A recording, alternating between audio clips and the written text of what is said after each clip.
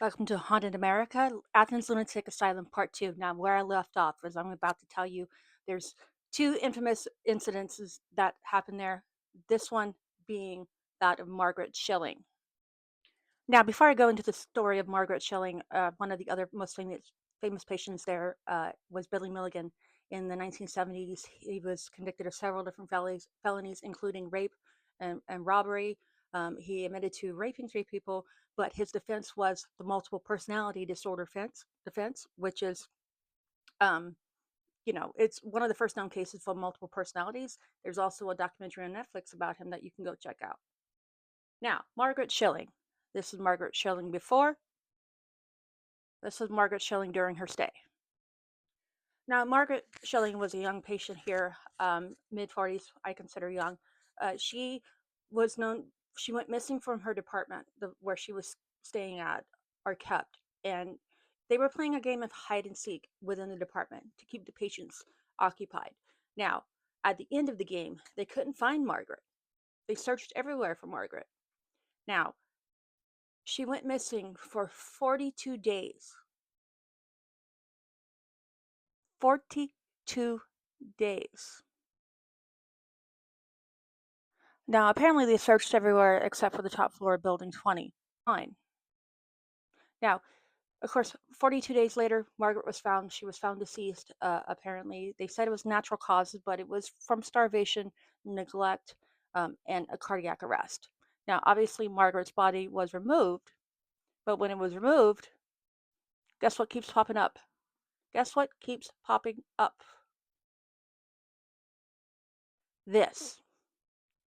This is the outline of Margaret's decomposed body. Now, what scientists believe is that when she was decomposing, the mixture and the temperature kind of created this uh, permanent outline, permanent mark in the cement.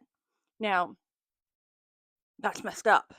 Now, over the years, they've scrubbed it, they painted over it, they've done everything they could except remove the floor, and this keeps coming back.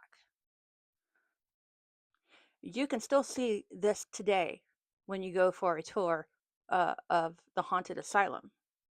Now, some of the hauntings that people have heard there were disembodied voices, screaming, and it was alleged that the mentally disabled, really severely disabled people were kept in the basement, chained up, and people hear chains rattling. And they also see shadow figures in the hall. Some of them, most of them, is kind of like residual energy is what I keep on getting when I fill in the pictures, but there are some there, particularly three that I keep on picking up on, that are just two of them were just kind of like really really angry, and that echo consciousness has stayed there in this time. Now, the two that I keep on picking up on are male, but I also keep on picking up on. Now, it's reported when people go and look at this, unfortunate incident, that they see a shadow of a woman standing there. Now, the shadow doesn't really interact with people.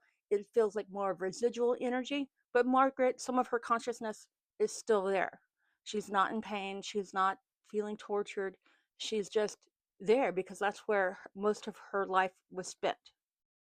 Now, in the cemeteries, there's been, of course, shadow figures, strange lights seen, and it also doesn't help that part of the grounds was an old Indian burial ground. We know that leads to some messed up shit.